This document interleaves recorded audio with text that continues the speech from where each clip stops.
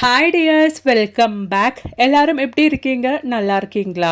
இன்னைக்கு நம்ம வீடியோவில் ரொம்பவே பயனுள்ள கொஞ்சம் டிப்புங்க தாங்க பார்க்க போகிறோம். வீடியோ ஃபுல்லாக ஸ்கிப் பண்ணாமல் பாருங்க. வீடியோ பிடிச்சிருந்தா மறக்காம ஒன்று லைக் பண்ணுங்க ஃப்ரெண்ட்ஸ். நீங்கள் லைக் பண்ணுற டைமில் ஹைப் அப்படின்ற பட்டன் கூட எனேபிள் ஆகும்.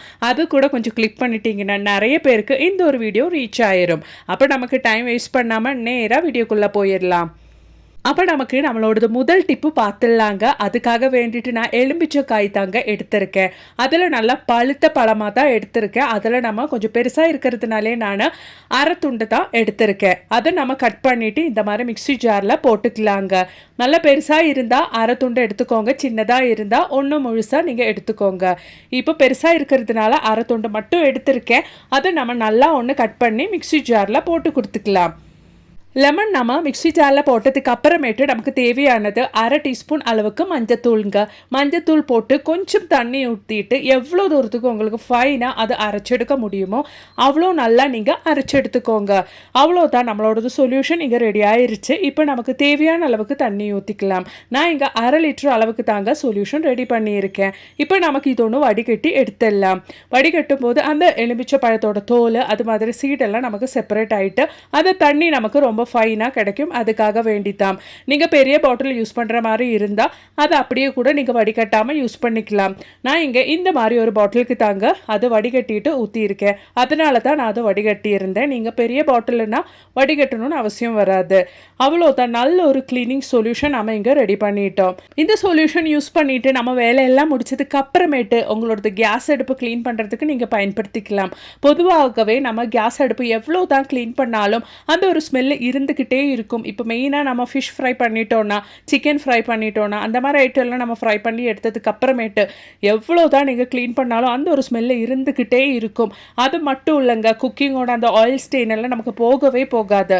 இந்த மாதிரி ஒரு சொல்யூஷன் நீங்கள் ரெடி பண்ணிட்டீங்கன்னா, இந்த மாதிரி நீங்கள் சொல்யூஷன் நல்லா ஸ்ப்ரே பண்ணிவிட்டு ஒரு கிச்சன் டவல் யூஸ் பண்ணிவிட்டு தொடச்சி எடுத்துட்டிங்கன்னா நல்லா பலான்னு ஆயிருங்க. உங்களோடது கிச்சனில் இருக்கிற கேஸ் ஸ்டோப்பு, கவுண்டர் டாப்பு எல்லாம் நீங்கள் இந்த ஒரு சொல்யூஷன் யூஸ் பண்ணி நல்லா ஃபைனாக க்ளீன் பண்ணிட்டீங்கன்னா அந்த ஒரு ஸ்மெல்லுக்கு உங்கள் கிச்சனோட கேஸ் ஸ்டோப் பக்கம் பல்லி கரப்பா நல்லா வரவே வராது. நல்லா க்ளீனாக நீங்கள் மெயின்டைன் பண்ணிடுவீங்க. அது மட்டும் இல்லைங்க, நீங்கள் வேலையெல்லாம் முடிச்சதுக்கு அப்புறமேட்டு உங்கள் கிச்சன் சிங்க்லையும் இந்த ஒரு சொல்யூஷன் இந்த மாதிரி ஸ்ப்ரே பண்ணி விட்டுட்டீங்கன்னா அந்த ஒரு ஸ்மெல்லுக்கு நம்ம ஊற்றின அந்த ஒரு மஞ்சள் அது மாதிரி எலுமிச்சை பழத்தோட அந்த ஸ்மெல்லுக்கு உங்கள் கிச்சன் சிங்க் பைப்பு வழி வர பிராணிக தொல்லை உங்களுக்கு இருக்காது. அப்படி நமக்கு நம்மளோடது அடுத்த டிப் ஒன்று பார்த்துடலாங்க. இந்த ஒரு கீரை பார்த்தா நிறைய பேருக்கு தெரிஞ்சிருக்கும், இது சிறுகீரை தான். ரொம்பவே ஹெல்த் பெனிஃபிட்ஸ் இருக்கிற சிறுகீரை தாங்க நான் இன்னைக்கு எடுத்திருக்கேன். இது நல்லா வாஷ் பண்ணி நம்ம க்ளீன் பண்ணி எடுத்துக்கலாம். இப்போ நான் க்ளீன் பண்ணி எடுத்துட்டேன். இனி நம்ம இது நல்லா ஒன்று வாஷ் பண்ணி எடுக்கணும். இது நோய் எதிர்ப்பு சக்தியை மேம்படுத்துவதோடு சிறுநீரகங்கள் மற்றும் சிறுநீர் பையின் செயல்பாட்டை மேம்படுத்துவதற்கும் உதவுகிறது. சிறுநீரக கற்களை நீக்கவும் உதவுகிறது. இது குடல் புண்களை குணப்படுத்துவதும் மலச்சிக்கலை தடுக்கவும் சரும ஆரோக்கியத்தை மேம்படுத்துவதற்கும் உதவுகிறது. அப்போ நம்மளோடது சிறுகீரை நான் நல்லா கட் பண்ணி வாஷ் பண்ணி எடுத்துட்டேன். சாதாரணமாக நம்ம கீரையெல்லாம் எப்படி குக் பண்ணுவோமோ அந்த மாதிரியே நம்ம இதுவும் குக் பண்ணி எடுத்துடலாங்க. இந்த ஒரு சிறுகீரையில் வைட்டமின் ஏ, பி, சி, இரும்புச்சத்து, பொட்டாசியம், கால்சியம், மக்னீசியம் போன்ற அத்தியாவசிய வைட்டமின் மற்றும் தாதுக்கள் நிறைந்துள்ளன.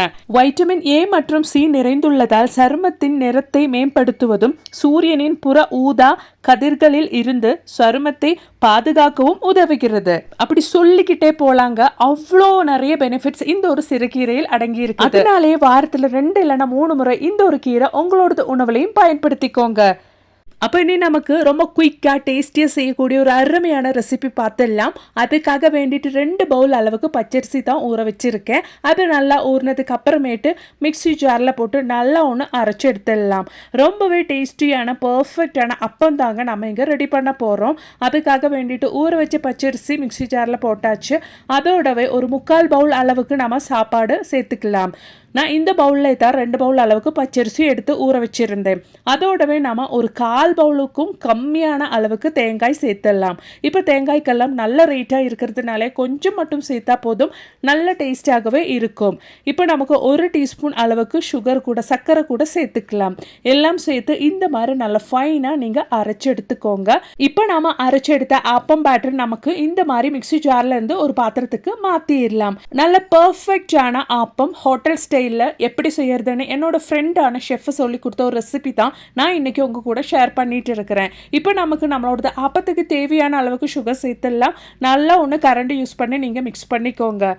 நான் இங்கே இந்த ஒரு பேட்டர் நைட்டு தாங்க ரெடி பண்ணிட்டு இருக்கிறேன், காலையில் பிரேக்ஃபாஸ்ட்டுக்காக வேண்டிட்டு.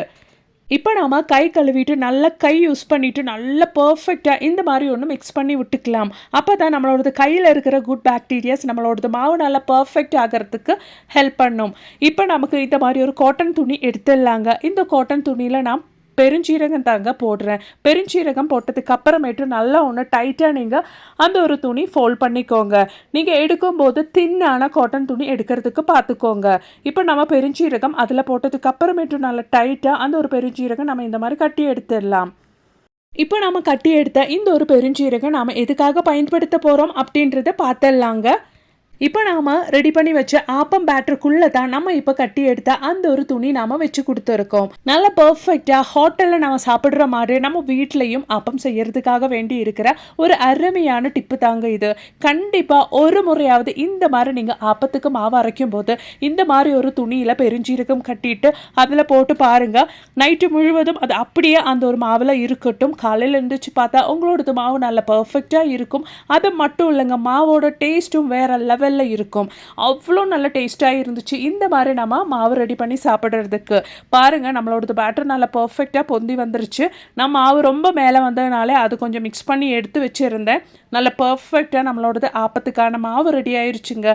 நல்ல மனமாக டேஸ்டியான பேட்டர் இங்கே ரெடி ஆயிருச்சு. இனி நம்ம நல்லா ஒன்று மிக்ஸ் பண்ணி எடுத்துடலாம். இப்போ நம்மளோடது ஆப்பத்துக்கான மாவு நல்ல பர்ஃபெக்டான கன்சிஸ்டன்சியில் நமக்கு ரெடி ஆயிருச்சு. இப்போ நான் இது காலையில் தான் உங்களுக்கு காமிக்கிறேன். உங்கள் ஆப்பத்துக்கான மாவு 8 மணி நேரத்தில் இருந்து 10 மணி நேரம் வரைக்கும் நீங்கள் அப்படியே விட்டால் தான் இந்த மாதிரி கரெக்டான கன்சிஸ்டன்சியில் உங்களுக்கு கிடைக்கும். இப்போ நமக்கு நம்மளோடது ஆப்பச்சட்டியில் நம்மளோடது ஆப்ப மாவு ஊற்றி பார்க்கலாங்க. நான் இங்கே என்னோடது கரண்டியில் 2 கரண்டி அளவுக்கு மாவு தான் ஊற்றுறேன். அதுக்கப்புறமேட்டு நல்லா ஒன்று சுற்றி எடுத்துடலாம். நல்ல மணமாக இருக்குங்க. நீங்கள் இந்த மாதிரி பெருஞ்சீரகம் போட்டு உங்களோடது மாவு ரெடி பண்ணிட்டீங்கன்னா ரொம்ப வெரைட்டியாக, அது மட்டும் இல்லை சாப்பிட்றதுக்கும் அவ்வளோ நல்ல டேஸ்ட்டாக இருந்துச்சுங்க. இந்த மாதிரி ஒரு முறை நீங்கள் செஞ்சுட்டிங்கன்னா இதுக்கப்புறமேட்டு ஆப்பம் செய்யும் போது இந்த ஒரு மெத்தட் தான் நீங்கள் ஃபாலோ பண்ணுவீங்க. அவ்வளோதான், உங்களுக்கு பார்த்தாலே தெரியும் நல்ல பர்ஃபெக்டான டேஸ்டியான ஆப்பம் இங்கே ரெடி ஆயிருச்சு. கண்டிப்பாக நீங்களும் வீட்டில் ட்ரை பண்ணி பாருங்கள். பிடிச்சிருந்தா மறக்காமல் உங்கள் ஃப்ரெண்ட்ஸ் அண்ட் ஃபேமிலி கூட ஷேர் பண்ணி சப்போர்ட் பண்ணுங்கள் ஃப்ரெண்ட்ஸ். அப்போ இனி நமக்கு நம்மளோடது கடைசி டிப்பு பார்த்துடலாம். அதுக்காக வேண்டிட்டு எலும்பிச்சை பழத்தோட அந்த தோலை தாங்க நான் இந்த மாதிரி ஒன்று திருப்பி போட்டிருக்கேன். அதில் ஒரு 1/4 டீஸ்பூன் அளவுக்கு மஞ்சத்தூள் போட்டுக்கலாம். அதோடவே நல்லெண்ணெய் சேர்த்து கொடுத்துக்கலாம். நல்லா அந்த மஞ்சத்தூள் எண்ணெயில் மிக்ஸ் ஆனதுக்கு அப்புறமேட்டு இந்த மாதிரி ஒரு திரி வச்சு நம்ம பற்ற வச்சுட்டோன்னா அதுக்கு முன்னாடி கொஞ்சம் கற்பூரம் நீங்கள் எண்ணெயில் போட்டுக்கோங்க. இந்த மாதிரி ஒன்று பற்ற வச்சு பாருங்கள் ஃப்ரெண்ட்ஸ். சும்மா தூக்கி போடுற எலும்பிச்சை பழ தோலில் இந்த மாதிரி ஒரு விளக்கு நீங்கள் செஞ்சிட்டிங்கன்னா, அதுவும் சாயந்தர டைமில் இந்த மாதிரி ஒரு விளக்கு உங்கள் வீட்டில் நீங்கள் பற்ற வச்சுட்டிங்கன்னா அந்த ஒரு ஸ்மெல்லுக்கு உங்கள் வீட்டில் கொசு தொல்லை பொடிங்க தொல்லை எதுவுமே இருக்காதுங்க. குழந்தைங்க இருக்கிற வீட்டில் கூட நீங்கள் தைரியமாக இந்த ஒரு விளக்கு நீங்கள் செஞ்சு ட்ரை பண்ணி பார்க்கலாம். கண்டிப்பாக ட்ரை பண்ணுங்கள் ஃப்ரெண்ட்ஸ். பிடிச்சிருந்தா மறக்காமல் உங்கள் ஃப்ரெண்ட்ஸ் அண்ட் ஃபேமிலி கூட ஷேர் பண்ணி சப்போர்ட் பண்ணுங்கள். அது மட்டும் இல்லைங்க, நிறைய வீடியோஸ் நான் என் சேனலில் ஆட் பண்ணியிருக்கேன். கொஞ்சம் செக் பண்ணி பாருங்கள். தேங்க்ஸ் ஃபார் வாட்சிங்.